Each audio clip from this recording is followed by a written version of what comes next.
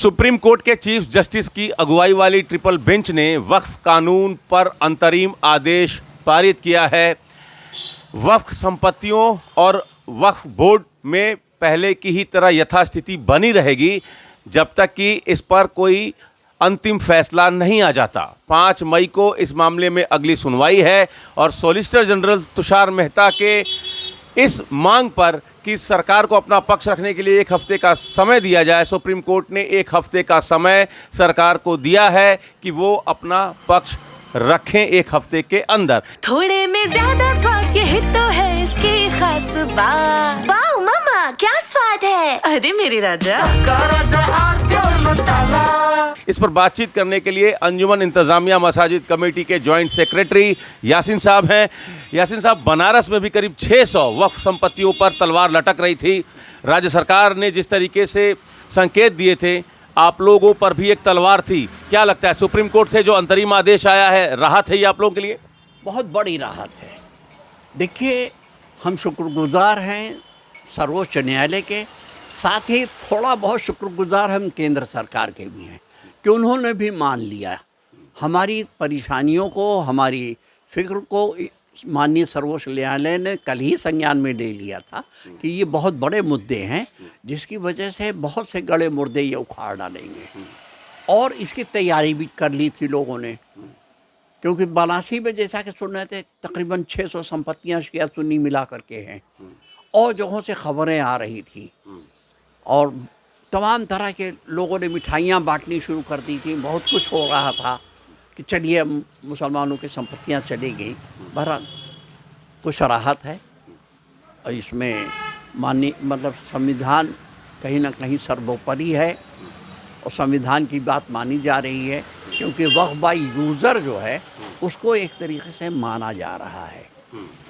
और दूसरा ये कि जो नॉन मुस्लिम्स हमारे बोर्ड में ला रहे थे उस पर रोक लग गई, क्योंकि जब माननीय सर्वोच्च न्यायाधीश महोदय ने जब कल ही पूछ लिया था, भाई हिंदू श्राइन बोर्ड्स में या उसमें क्या मुसलमानों की एंट्री है, तो उसका कोई जवाब नहीं दे पाए थे।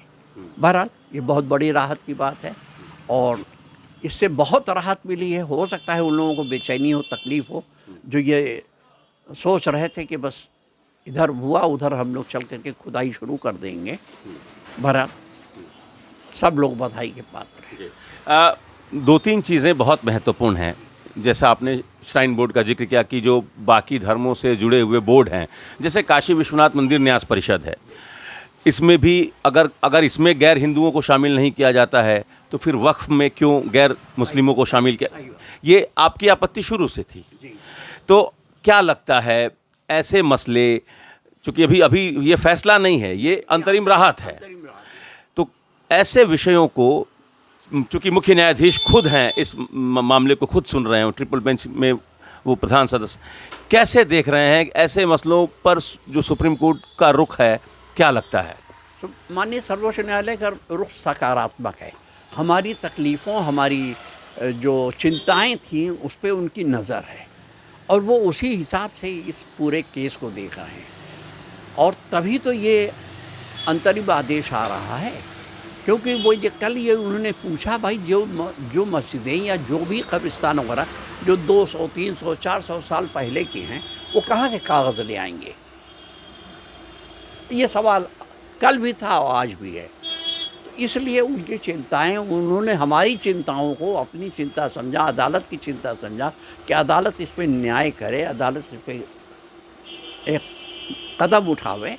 वो बहुत बड़ा कदम है। डीएम की जो भूमिका तय की गई है कानून में, उसको लेकर भी सुप्रीम कोर्ट में सुनवाई हुई। उस मसले पर भी जो ट्रिपल बेंच है बहुत गंभीरता से उस पॉइंट को भी सुना। क्या लगता है उस विषय को भी, आप लोगों की तकलीफ को सुप्रीम कोर्ट समझ रहा? बिल्कुल समझ रहा। तभी कल उन्होंने टिप्पणी की थी। अभी आज तो पूरा आदेश नहीं सामने आया है कि आज उसको शामिल किया है कि नहीं शामिल किया है, लेकिन कल उन्होंने किया था कि डीएम को पावर नहीं होगा डी नोटिफाइड करने का। और एक्चुअली जो ये बात आ रही है कि डी नोटिफाइड नहीं होगा तो डीएम ही डी नोटिफाइड करता है हर ज़िले में। तो जब उस पर रोक लग गई तो डीएम को भी रोक लग गई। एक आखिरी सवाल सर, ये बहुत महत्वपूर्ण बिंदु है। आपने भी शुरू में कहा कि सरकार के भी रुख से हम आंशिक स्तर तक हम संतुष्ट हैं, खुश हैं। ये पॉइंट बहुत महत्वपूर्ण इसलिए है क्योंकि वक्फ का जो अंतिम लक्ष्य है गरीब मुसलमानों को लाभ पहुंचाना, और जो वक्फ कानून है उसके कुछ बिंदुओं से सुप्रीम कोर्ट भी बहुत संतुष्ट और प्रसन्न नजर आ रही है कि अगर अंतिम लक्ष्य हासिल होता है, गरीब मुसलमानों को इसका हक मिलता है, तो ये एक बढ़िया कानून है। आप कैसे देखते हैं इस प्रावधान को?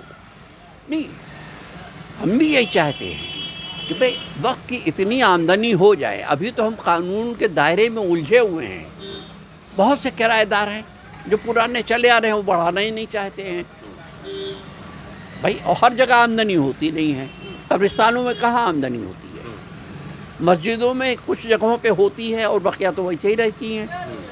तो जो ज़मीनें बहुत सी बाहर पड़ी हुई हैं उनका हम इस्तेमाल कर सकें, कॉम्प्लेक्स बनवा सकें, स्कूल कॉलेजेस खोल सकें, ये बहुत बड़ी बात है।